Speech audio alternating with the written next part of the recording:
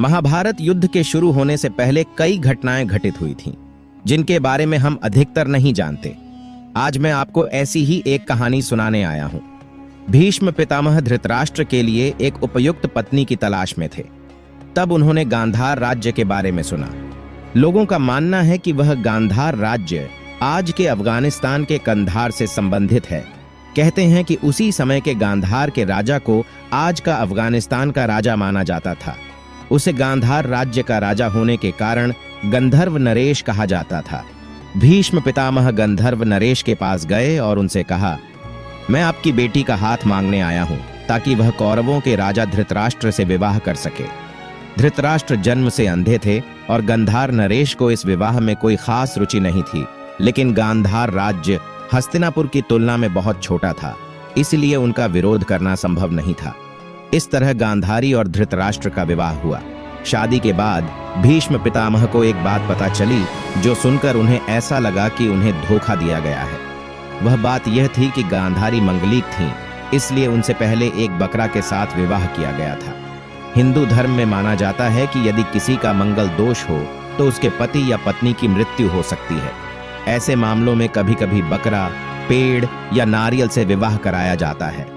भीष्म पितामह को यह जानकारी मिली और वह बहुत क्रोधित हुए, क्योंकि यह एक बहुत बड़ा रहस्य था जो छुपाया गया था।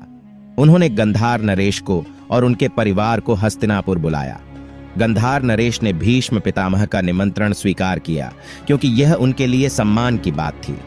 जब पूरा परिवार हस्तिनापुर पहुंचा, भीष्म पितामह ने उन्हें एक कारागार में बंद कर दिया और सिर्फ एक मुट्ठी चावल देने का आदेश दिया।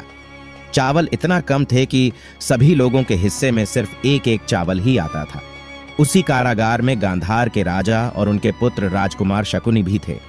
जब एक एक करके सभी लोग मरने लगे, तब वहां पर रहने वाले लोगों ने एक निर्णय लिया कि अब से जो भी चावल मिलेगा वह सिर्फ शकुनी ही खाएगा। और तब से शकुनी ने किले में उस मुट्ठी चावल को खाना शुरू किया और अपनी आंखों के सामने अपने प्रियजनों की मृत्यु देखी। उसी समय भीष्म पितामह एक युद्ध के लिए बाहर गए थे और इस बीच किले में एक एक करके लोग मर रहे थे। जब तक यह सब हुआ, गांधार के राजा बूढ़े और कमजोर हो गए थे। एक दिन उन्होंने शकुनी को पास बुलाया और कहा, मैं तुम्हें एक पुरस्कार दूंगा, तुम मेरे पास आओ। शकुनी राजा के पास गए और राजा ने अपनी पूरी शक्ति लगाकर शकुनी का घुटना तोड़ दिया। दर्द में शकुनी ने अपने पिता से पूछा, आपने यह क्या किया? मैं तो आपका पुत्र हूं। तब राजा ने कहा, जब तुम यहां से बाहर जाओगे तुम सब कुछ भूल जाओगे।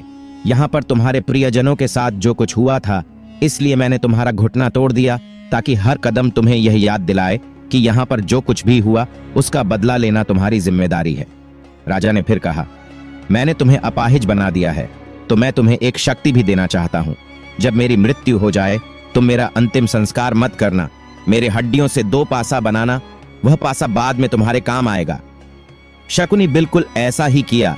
उन्होंने 2 पासा बना लिए, जो बाद में पांडवों के खिलाफ खेल में इस्तेमाल हुआ था, जिसमें द्रौपदी को पांडवों ने पासा खेल में हार कर हराया।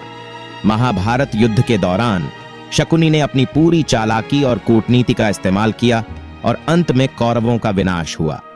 वह अपने पिता द्वारा दिए गए आदेश को निभाने में सफल रहे और कौरवों के खिलाफ प्रतिशोध लिया। युद्ध के अंत तक शकुनी जीवित रहे, लेकिन अंत में सहदेव ने उन्हें मार डाला। सहदेव ने उसे उसके पापों के लिए मारा और उसकी गर्दन काट दी। हालांकि शकुनी ने कई पाप किए थे, फिर भी वह अपने पिता के आदेशों का पूरी तरह से पालन करता रहा।